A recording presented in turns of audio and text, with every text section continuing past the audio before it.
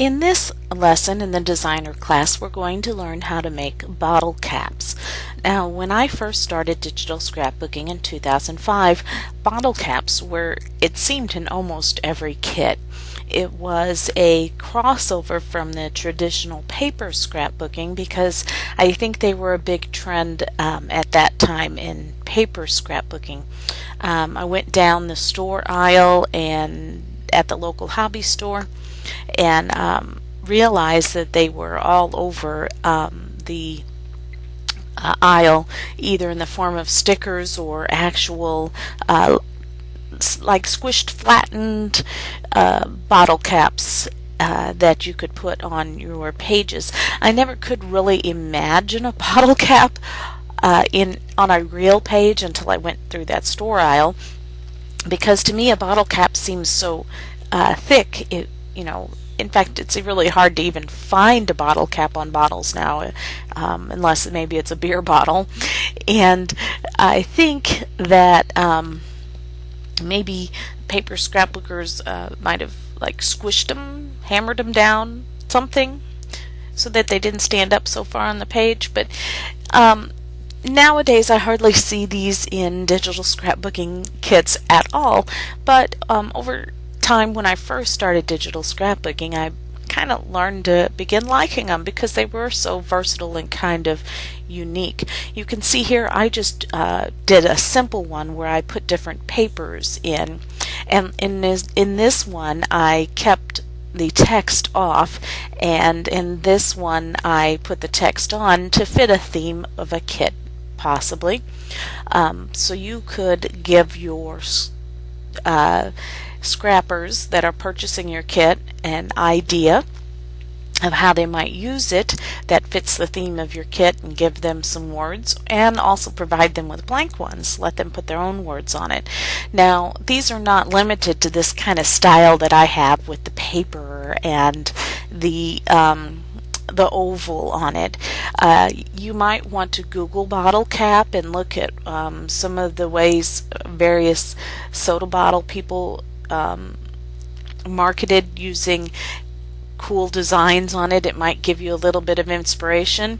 Of course, if you have a real creative designer mind, you're going to be able to come up with some design for the top of this bottle cap. You can, and I'm going to try to show you this a little later, I would suggest maybe even trying to scratch whatever you make for the top of it so that it allows some of the metal from underneath to show through, because when I think of bottle caps, especially the old classic ones, they're kind of scratched and they have rust showing through them, and it's grungy cool. So these are the bottle caps I made, and I didn't use a whole lot of imagination with them, but as I always encourage you to do, I want you to get out there and be unique. So here's my file that I used to make mine, and it's actually just 3 or 4 layers, but I'm going to go ahead and turn off all these layers, and we're going to see, there it is with the metal style without anything on top of it. But I'm going to go ahead and just start a new layer. I'm going to zoom out. As always, I make things on a 12 by 12 document so that I can visualize a realistic size. I often make it a little bit larger and then kind of scale it down, make it smaller before I save the PNG. In this case, I used the custom shapes tool, and I found this seal because I wanted anybody in Photoshop Elements to be able to open this up and do this tutorial. If you click the flyout arrow, I have it on all element shapes. I have no idea what subcategory this is under, but this is the shape I used. And I'm going to hold down my shift key so it stays as a circle instead of an oval, and I'm just going to draw it, click simplify, and I have my shape here. But now I'm not so sure. I almost would need to go and get and look at a real bottle cap. If these little prongs sticking out, and they're not going to stay that way, I'm going to show you how you fix that. But if they are that close together, or maybe they're too thin, so I would suggest that you go out and you search for cogs or cog shapes. Here is just a basic cogs search to give you an idea what cogs look like. I don't know why they call them cogs. They look more like gears to me. But you can see here's a basic cog shape, and they're a little bit further apart here. As we scroll through, oh well, here's some cogs that are a lot fancier, and these shapes that come out are in an angle on this one, but not so much there. See, here's some cog shapes. I think here's a real cog that has metal on it, and it would be great if I could get my metal texture layer style to look like this, but you see they're a little bit further apart, but the little prongs are too long. So you're going to have to maybe go out there. I know there are shape files. You may be able to purchase or get for free a cog shape file. You can always share, if you find a commercial use one, share that in the forum in this designer lesson. Here is one that's got metal on it, and I kind of like you know, the distance and shape of the things going around on this one. Oh, here's another really good one. I kind of like this one too. The shape. You see how each one is different. However, the little prongs are too long for a bottle cap, but you can utilize these things. This one's real nice. This one would be real nice. See, they're a little further apart, a little more shape. So that gives you an idea of where you can go. You know, like I said, I would search for shape files, or go to the store and buy a cog and stick it on your scanner. That would be the best way to do it, rather than getting someone else's work. But for the purposes of this tutorial, I use this seal shape. Now, what we need to do is get this seal shape first in the center of your layout, and this, if you have an earlier version, I think before 8 maybe or 7, you're not going to have the guides that these later versions use, but I found I needed the guides for this. I don't use the guides very often, but in this case they were kind of really necessary. Not that I couldn't have figured it out without it. I could have made my own lines. I could have used the grid, but I'm going to go ahead and do it with the rulers turned on. So click on the view menu, make sure your rulers are on, and then scroll down and click new guide, and it defaults up here in the vertical position. I'm going to type in 50%, and you can see it made a vertical guide exactly in the middle of my layout paper. And then I'm going to click on View New Guide, and this time choose horizontal, and then do 50%, and OK. And now I see the exact center of my paper. And I'm going to zoom in, and when you're on your move tool, I don't know if you've ever realized this before, but when you can see the bounding box, the center of your bounding box on any layer has this little shape right here in it. And you can see that the center of my shape is not on the center of the two ruler guides. Now, most of the time, if you just move it, it's going to snap right in place. So now it's on the center. And basically, I am using this because I need to utilize the center. So what we do next is to get the elliptical marquee tool, and I'm going to put the little crosshairs right on the center, but I'm not going to click down yet. first I'm going to hold down my Alt key. Now what the Alt key does is it makes the circle draw from the center outward. And then I'm going to hold down the Shift key, because the Shift key is going to keep it from becoming an oval or some other shape, and it's going to keep it in the circular form. And I can click down and draw in any direction, and you can see it's making that circle straight out from the center. Now where you stop out here is what's going to make your shape unique from other people's shapes.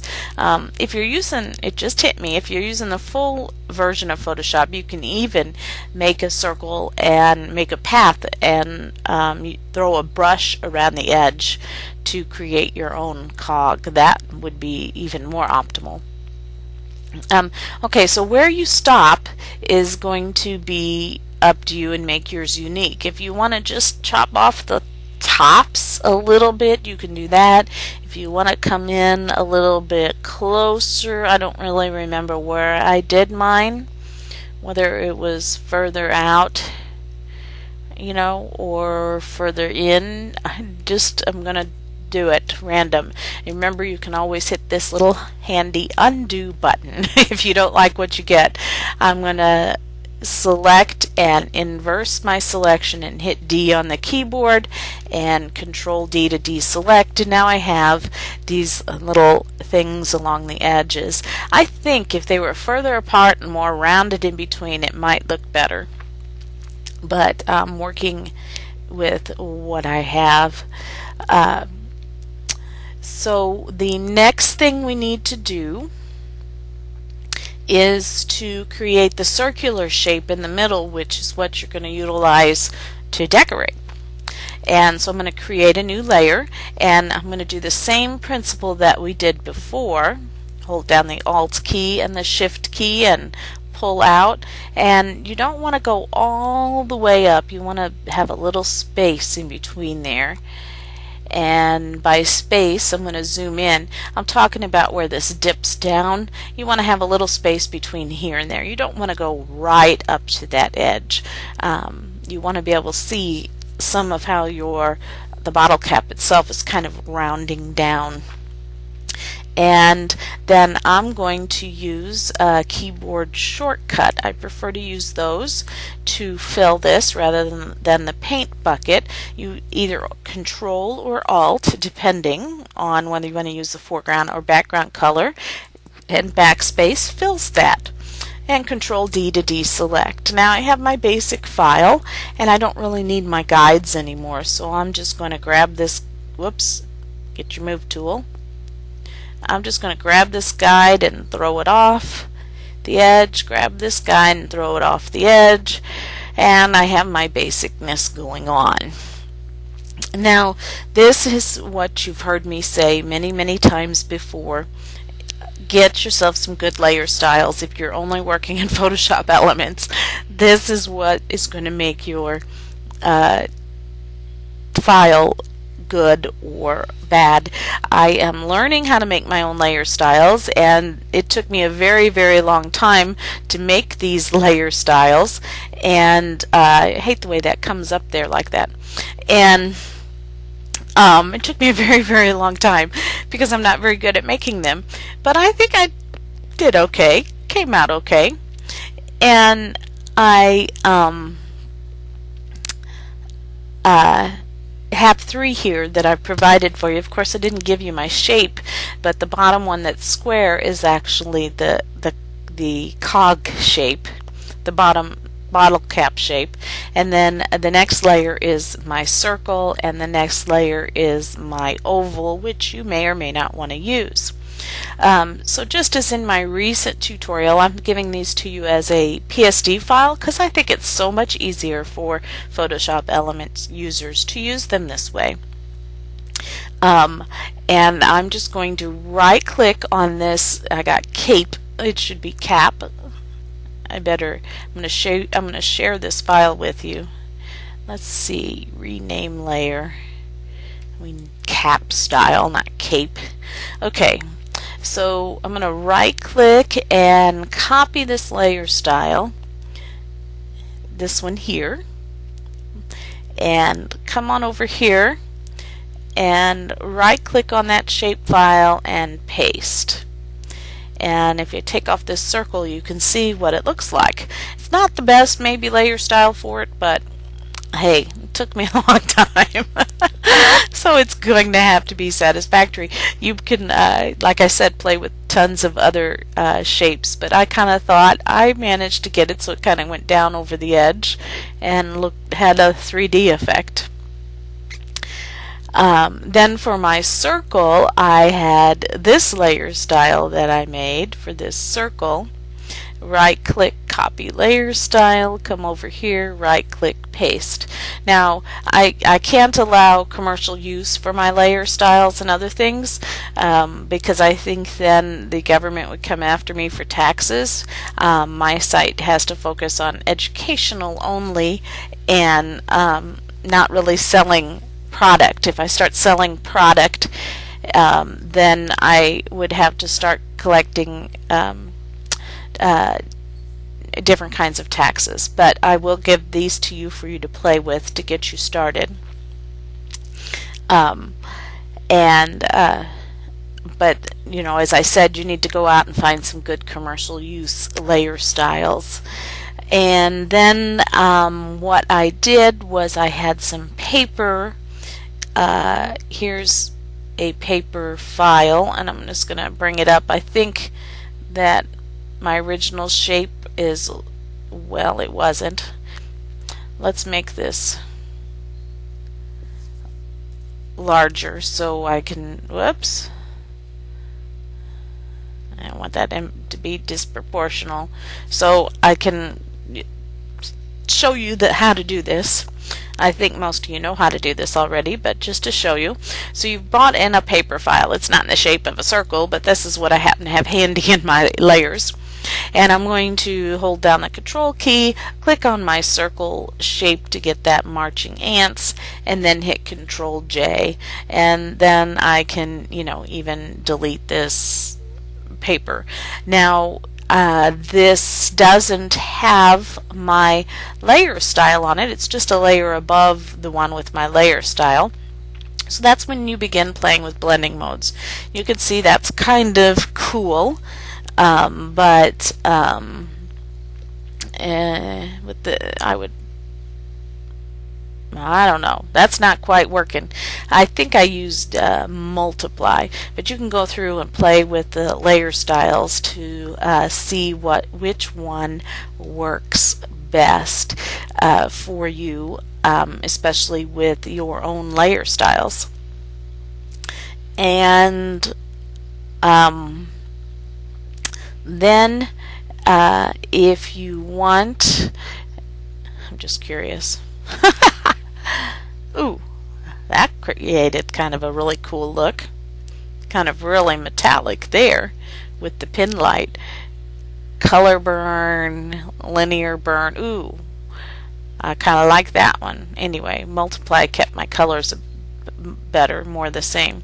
So then if you want, you can create the oval or whatever other kind of shape you're going to be using, and get this layer style or whatever layer style you're going to be using. I'm copying the oval one and pasting it, and there I have my bottle cap, and you can put your text on it if you want, but I want you to get imaginative with this. Even this layer right here, you could that you're blending down, you could create your own stuff right on here, your own shapes. Don't just get a paper from your kit. Maybe just make that circle and start from total scratch on it. Speaking of scratches, let's show you how to scratch this paper. I'm going to right click and simplify my shape layer, and then I'm going to right click and merge down my paper layers, so this is one layer. And then I'm going to get my eraser tool, and I'm going to choose a brush. In this case, I just for randomness chose this one here. It's called grass, but There are lots of brushes out there that are actual scratch brushes that I would recommend you go out there and get. But this is just to give you an idea of how to do this. I did lower the opacity of the eraser, and then I can just begin kind of, well, that one didn't work, scratching this, and you can see if I had a real scratch brush instead of grass, how it's beginning to make that top layer kind of show through and look like it's been a used bottle cap and scratched. So the paint's kind of come off and is showing the metal from underneath. And that's gonna, stuff like that, and taking a long time to do stuff like that, is what's going to really make your bottle cap unique. And so I encourage you to get out there and make some unique shapes. Get your creativity on the top of your bottle cap and have fun, and I look forward to seeing what you can do.